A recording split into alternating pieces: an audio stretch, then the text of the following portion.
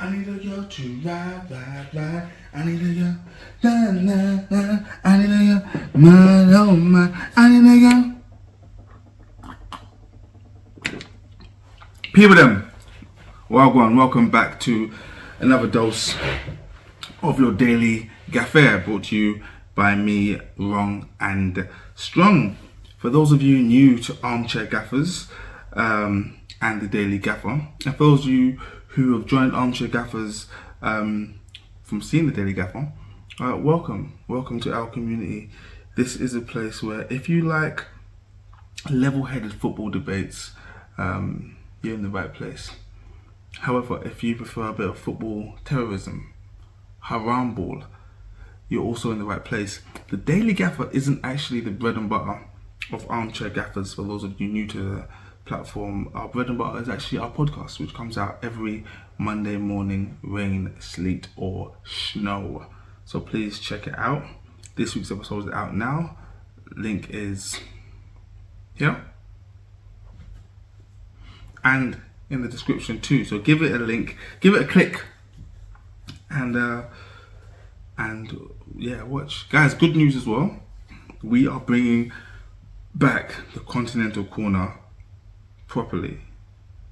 A lot of you guys are unaware of Conti Corner, but it's the part of the show where we cover everything European, and now we also cover the SPL, not Scotland, no, the Saudi Premier League, which is what today's video is all about.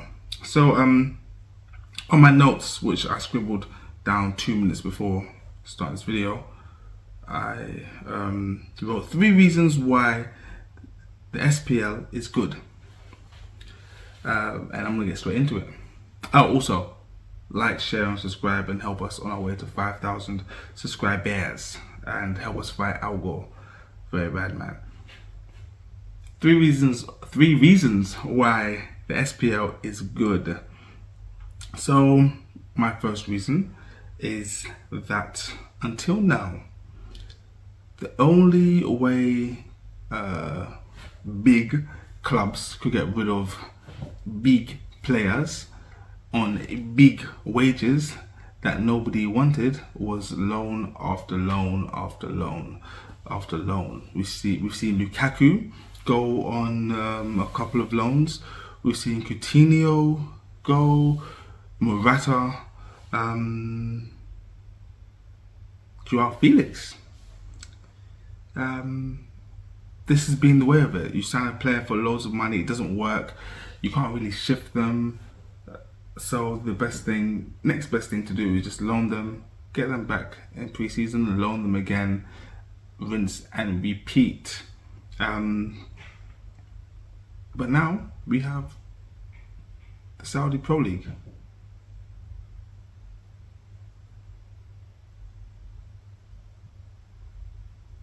So we had a minor distraction.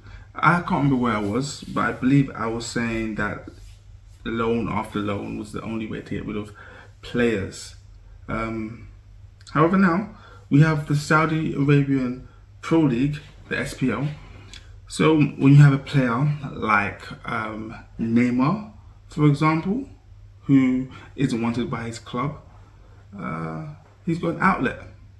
You have players like Kalidou Koulibaly, who isn't wanted by his club, you have an outlet. You have players like Sadio Mane, who aren't wanted by their clubs, you have outlets. So I think one of the main things we need to thank the Saudi Pro League for, and this is mainly for bigger clubs, you in particular need to be thankful. Sorry, apple juice. You need to be thankful that you have somewhere to send your garbage. So that's the first reason. Second reason is that actually what I wrote was that it takes some of the power away from the English Premier League, because up until now the English Premier League have basically ran world football. The only thing that was stopping the Premier League from cherry picking talent from South America was the whole work permit issue, but now that's being bypassed, I think, due to Brexit, I believe. But aside from that, England basically had first dibs on whoever they wanted because they could offer more money. However, I've seen a quote from a man called Jorge, I believe it's Jorge, Valdano. I can't read my own handwriting. Jorge Valdano. He's the general manager of Real Madrid. And he said that Europe must remember that they have been the Saudi Arabia of the last 20 years, draining the most important continents of all their talents. And I really agree with him, you know. It's a bit hypocritical for coaches like Jurgen Klopp to say what he said this week about the Saudi Arabian Pro League, when in essence himself at Liverpool and other managers at other Premier League clubs have, and across Europe, have been cherry picking the best talent from wherever they want. And now players emerging from other nations, other leagues, whether it's the South American League or leagues in obscure parts of Europe or even in Asia or even in Africa, have got another option. So my second point is that it kind of spreads the wealth. Another thing I'd say as well is that, cool, Saudi Arabia come in with a massive offer for, let's just say, Mohamed Salah from Liverpool, and let's just say Liverpool were to take it for the £200 million that's been reported. That money then trickles down across other clubs and other leagues. You know, Liverpool might go to RB Leipzig, or was it Salzburg, wherever they like to shop. It is Salzburg, isn't it? Minamino, Keita, Szoboszlai. Yeah, and the money trickles down. So yeah, for me, Saudi Arabia being here, spending big on European players players from European clubs is a good thing. And my third point is that I actually don't have a third point. I wrote 3 points, and I don't know if you can see the time in the background, but it's late and I'm tired, so I left it there. I wanted to pick up on a few things though. I've just been looking at all the signings that Saudi Arabian clubs have made, and outside of the 4 clubs taken over by PIF, those clubs are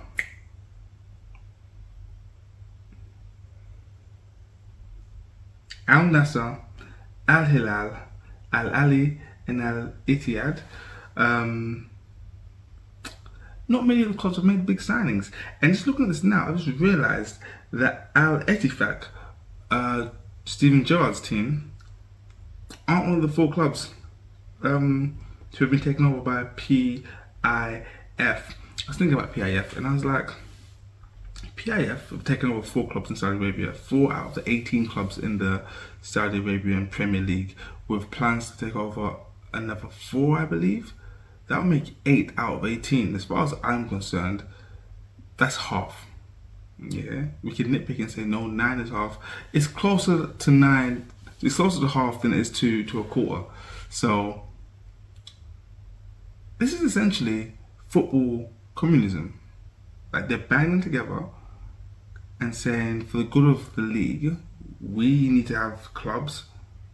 For the good of the country, in fact, we need to have clubs that can go out there and compete and bring the best talent over here. It's not too dissimilar to what happened in the MLS with, I'm not sure if you're aware of this, but a lot of the MLS clubs supported and helped Inter Miami bring Messi to the league, because, you know, if it's good for Inter Miami, it's good for MLS. So what's happening in Saudi Arabia with PIF currently taking over 4 clubs and rumoured to be taking over another 4, I believe, is football communism, and they're really trying to build their league. The question is though, will the Saudi Arabian Premier League, the SPL, last the test of time, or will it be another China? From what I've researched and been told, they've got a better chance than China because they have way more money. Also, the time zone isn't too dissimilar to Europe, so in terms of the European market watching games, it's more realistic. You'd be amazed at the difference that 4 hours makes in viewership numbers. So Saudi Arabia have got a good chance of this, and with the state taking over the majority of the Premier League clubs, I mean, it can only go up. I was looking as well at some of the players that have gone to Saudi Arabia. Riyad Mahrez, Saint Maximin, Edouard Mendy, Kessié. Some of these players are here, and I had no idea. Firmino, like, I knew he was there, of course, but there were players here who I had no idea had actually joined. For example, Alex Telles. I don't know how I didn't know that. He joined for 7.5 M from Manchester United Sport Directive. I didn't know the Mitrovic deal was concluded. I don't know how I didn't know that. I should have known. But yeah, in summary, guys, I just want to say that I believe that the emergence of the Saudi Arabian Premier League is a good thing. Oh, I've got one more thing to say. I've said this before on the podcast. If you haven't seen it, the link is in the description. I've said it before and I'll say it again. That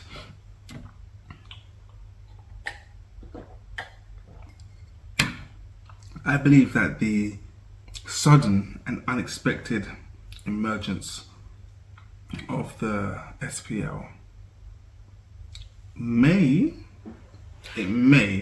cause European clubs to reconsider their plans on a European Super League.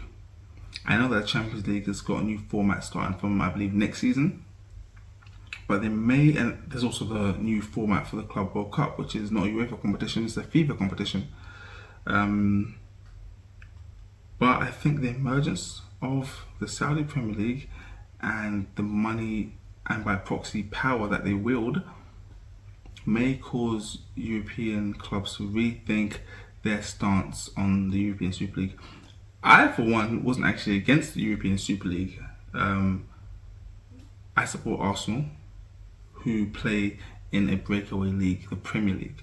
So I'd be a hypocrite if I support a Premier League team and I'm against breakaway leagues, because the Premier League is a breakaway league. But I just feel, like I said, to reiterate, that the SPL could force the rethinking or rejinking of the European Super League and possibly also the Club World Cup. One more thing before I go. Ronaldo. Had he not gone to Saudi Arabia, would we have this influx of players? I don't think Neymar would have gone. I don't think Sadio Mane would have gone. I don't think Jordan Henderson would have gone.